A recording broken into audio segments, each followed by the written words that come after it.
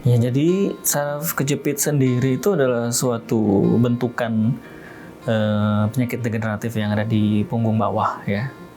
Nah, penyakit degeneratif punggung bawah itu sebenarnya banyak dan saraf kejepit itu hanya salah satunya. Dan kebetulan saraf kejepit yang banyak kejadian itu di punggung bawah tadi, di L45 ataupun di L5S1.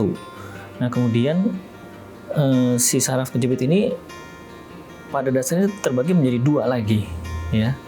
Saraf kejepit yang benar-benar menjepit akar saraf yang langsung ke kaki, atau saraf kejepit karena menyempitnya tabung saraf yang ada di sumsum tulang belakang bagian bawah.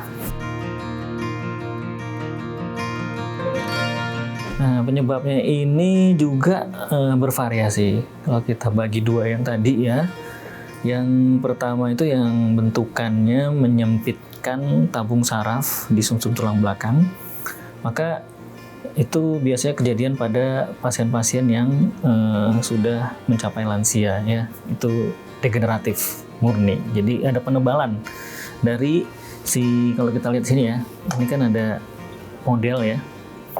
Di sini tuh nggak kosong, kita semua punya jaringan namanya flavum ya, ligamentum flavum, dia seperti tulang muda yang tumbuh di sini, kita semua ada. Pada beberapa orang yang sudah lansia dia menebal dan kemudian menekan ke depan. Nah, ini rasanya sakit ya, tidak nyaman, mengganggu tidur, terus juga mengganggu kegiatan sehari-hari. Tapi sakitnya nggak hebat sampai melumpuhkan gitu, itu nggak, cuman sangat mengganggu ya. Disebutnya dengan kanal stenosis lumbal ya, itu juga saraf kejepit. Nah, berikutnya lagi dia saraf kejepit yang langsung ngenain ke radiks ini nih. Bentukannya seperti ini. Jadi ada bagian dari bantalan yang kemudian dari dalamnya ya, namanya nukleus pulposus, itu herniasi, artinya mencelat keluar dan kemudian menjepit si radiks yang keluar ini. Nah, ini sakitnya luar biasa ya, bisa seperti bikin orang nggak bisa jalan gitu. Jadi orang-orang yang umumnya kena model saraf kejepit yang seperti ini biasanya hanya bisa pakai kursi roda atau tidur di tempat tidur saja. Bahkan tidur juga mungkin susah karena miring ke kiri salah, miring ke kanan juga salah gitu.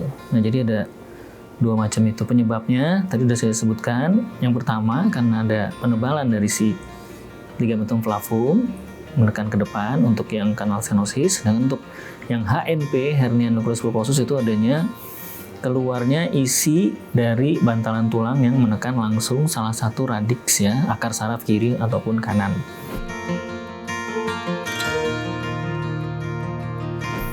Ya, pastinya kelumpuhan, udah pasti itu resiko yang paling tinggi. Untuk sampai kelumpuhan sebenarnya sangat panjang. Kebanyakan pasien itu merasa sakit, tidak nyaman hidupnya gitu, terus aktivitasnya mulai terbatas. Dia hanya bisa, misalnya karena sakitnya dia hanya bisa jalan sampai kamar mandi aja, habis itu balik lagi ke kamar, atau sama sekali nggak bisa gerakin kakinya. Sebenarnya pada saat itu dia masih belum lumpuh, tapi karena nggak pernah dipakai itu kakinya karena sakit, jadi dia nggak bisa gerakin kakinya sama sekali.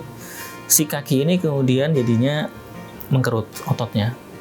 Ketika ototnya mengkerut, maka ya kemampuan selanjutnya untuk menopang badannya sendiri juga akan ya semakin berkurang, semakin hilang.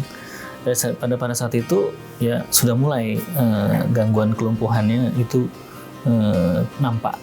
Nah, terus yang keduanya ada jepitan langsung ke sarafnya tadi yang saya bilang di sini. Ada jepitan, ini kan ada saraf ke kaki ya. Nah, jepitan yang langsung menekan si saraf. Nah, akibatnya pada saat itu awalnya sakit, kemudian si saraf itu mengalami cedera yang terus berlanjut karena ada penekanan sampai ke bagian saraf-saraf yang mengatur kerja otot. Nah, ketika saraf-saraf yang mengatur kerja otot itu kemudian sudah terjepit berat, ya pada saat itu kelumpuhan sudah terjadi. Jadi menurut saya ada dua macam mekanisme penyebabnya lumpuh pada pasien-pasien dengan saraf kejepit. Kalau terapi setelah kejadian saraf kejepit memang tidak ada pilihan, itu harus ke dokter. Menurut saya ya, itu nggak ada pilihan. Kalau pencegahan, nah itu beda lagi. Kalau supaya nggak cepat-cepat ketemu dokter saraf gitu ya, atau dokter bedah saraf itu ya ada tips-tipsnya, terutama ya kita harus jaga pada saat angkat berat ya, angkat galon, angkat beras gitu, itu ya kalau bisa nggak lebih dari 25 kilo lah.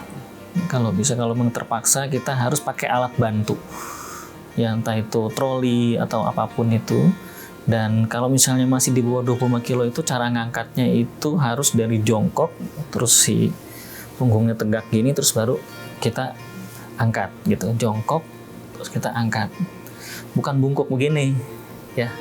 Itu salah satunya. Yang keduanya, kita nggak boleh duduk lama di kantor, terutama kita duduk ya, kerja keenakan gitu sampai berjam-jam duduk. Nah itu bisa meningkatkan resiko kanal stenosis lumbal.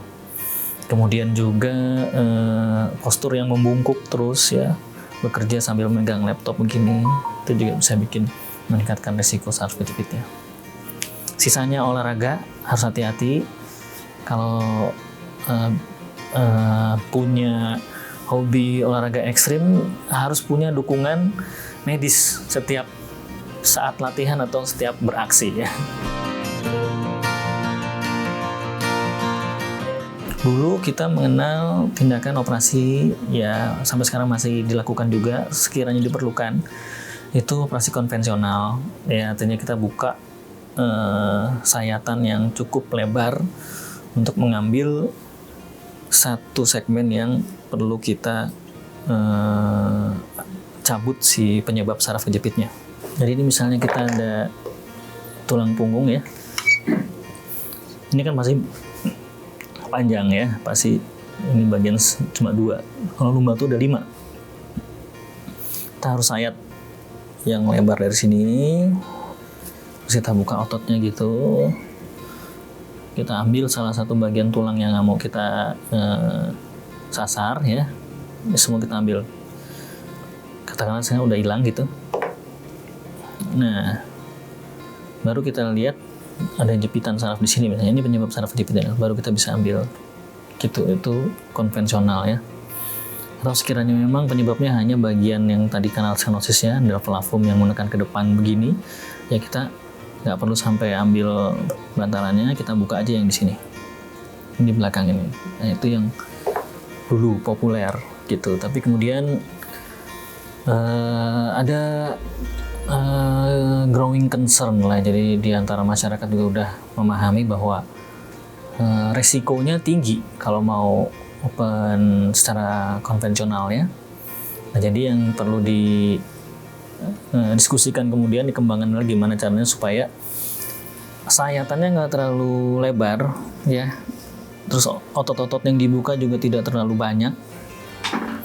Terus gimana caranya? Jadi kita pakai kamera aja ke sini. Dulu tahun 70-an ada Prof. Kambin dari US ya, dia menemukan PLD. Jadi dia pakai satu kamera dan satu tunnel ya, satu tunnel. Itu di situ juga ada alatnya. Jadi dia masukin dari samping sini ya, dari samping transforaminal, sini ada foramen. Kalau digabung ini kan jadi kayak ada lubang gitu.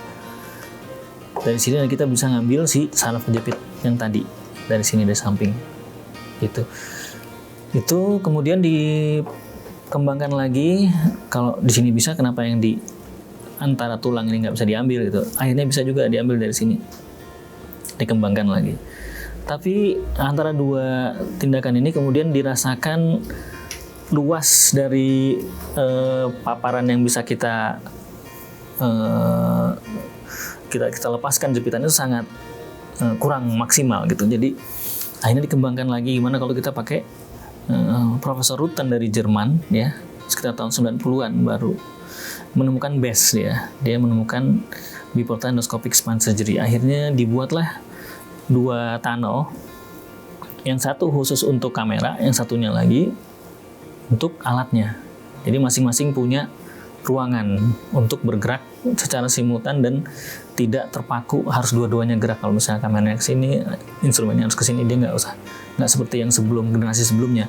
Dia bisa secara bebas bergerak sesuai dengan kebutuhan dari operatornya.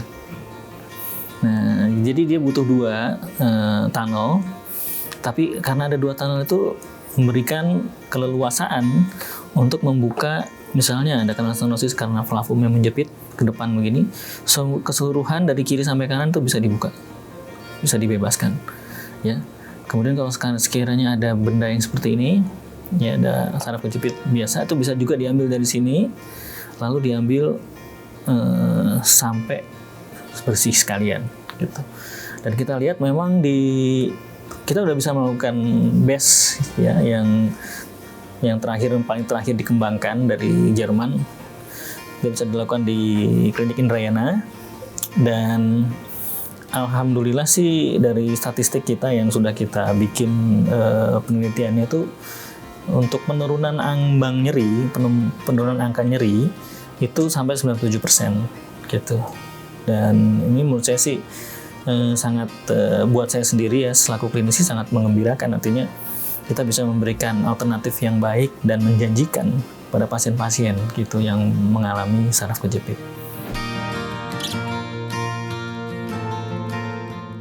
Keuntungannya itu adalah lama rawatnya. Kalau lama rawat itu endoskopi itu bisa langsung pulang hari itu juga pada saat tindakan, atau kalau mau rawat misalnya semalam juga. Biasanya pasien ingin rawat semalam itu bisa, cukup semalam aja. Beda sama konvensional, setidaknya dia harus rawat 5 hari pasca operasi. Yang kedua, sayatannya kecil, hanya setengah senti. Kalau konvensional dia butuh paling enggak 8 senti lah untuk satu levelnya. Kemudian lagi anestesinya. Anestesi pada endoskopi itu bisa dengan anestesi lokal, sementara kalau operasi konvensional dia anestesinya umum. Ya, lama tindakan juga berpengaruh. Konvensional itu bisa 4 jam, 5 jam. Kalau endoskopi bisa 1 jam sampai 2 jam. Sekian pembahasan berkenaan teknologi endoskopi untuk saraf terjepit. Saya Dr. Danu Rolian, spesialis bedah saraf. Saya bertugas di Klinik Dr. Indrayana, Tanah Abang 3. Sampai jumpa di pembahasan selanjutnya.